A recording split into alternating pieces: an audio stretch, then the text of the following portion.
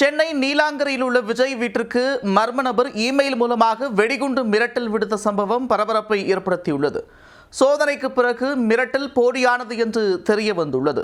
வெடிகுண்டு மிரட்டல் விடுத்தது யார்? விசாரணையில் தெரிய வந்தது என்ன? கரூரில் தாவேக தலைவர் விஜய் பங்கேற்ற பிரச்சார கூட்டத்தில் ஏற்பட்ட நெரிசலில் சிக்கி 41 பேர் உயிரிழந்த சம்பவம் நாட்டையே உலுக்கியுள்ளது. இது தொடர்பாக விசாரணை நடத்த ஓய்வு பெற்ற நீதிபதி அருணா ஜெகதீசன் தலைமையில் ஒரு நபர் விசாரணை ஆணையம் அமைக்கப்பட்டுள்ளது. விஜய் பரப்புரை நடந்த இடத்திலும் மருத்துவமனையில் அனுமதிக்கப்பட்டோரிடமும் நேரில் சென்று அருணா ஜெகதீசன் விசாரணை நடத்தினார். இதனிடையே தனி விமானம் மூலம் விஜய் சென்னைக்கு கிளம்பிய நிலையில் ஈசிஆர் நீலாங்கரையில் உள்ள அவரது வீட்டிற்கு அக்கட்சியின் தொண்டர்கள் வருகை தந்த வண்ணம் இருந்தனர்.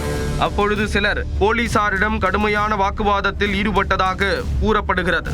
இதனால் விஜய் வீடு மற்றும் வீட்டிற்கு வரும் வழி என பல இடங்களில் 2 ஆய்வாளர்கள், 10 உதவி ஆய்வாளர்கள், 30 காவலர்கள் என சுமார் 70 போலீசார் பாதுகாப்பு பணியில் ஈடுபடுத்தப்பட்டனர். மேலும் விஜய்க்கு மத்திய அரசின் Y பிரிவு பாதுகாப்பு இருப்பதால் விஜயின் இல்லத்திற்கு கூடுதல் CRPF வீரர்கள் பாதுகாப்பும் போடப்பட்டிருந்தது. இதனிடையே ஞாயிறு மாலை 6:58 மணியளவில் DGP அலுவலகத்திற்கு மின்னஞ்சல் ஒன்று வந்துள்ளது. அதில் நீலாங்கரையில் உள்ள தாவேக தலைவர் விஜய் வீட்டில் வெடிகுண்டு வைத்திருப்பதாக குறிப்பிட்டிருந்தது. இது குறித்து உடனே நீலாங்கரை காவல் நிலைய ஆய்வாளர் பிரவீன் ராஜேஷுக்கு தகவல் கொடுக்கப்பட்டது. உடனே மோப்பநாய்கள் உதவியுடன் வெடிகுண்டு நிபுணர்கள் மற்றும் போலீசார் விஜய் வீட்டிற்கு விரைந்தனர். அவர்கள் சுமார் 45 நிமிடங்கள் சோதனை நடத்தினர். இந்த சோதனையில் வெடிகுண்டு எதுவும் சிக்கவில்லை. இதனால் இது ஒரு புரளி என்பது தெரிய வந்தது.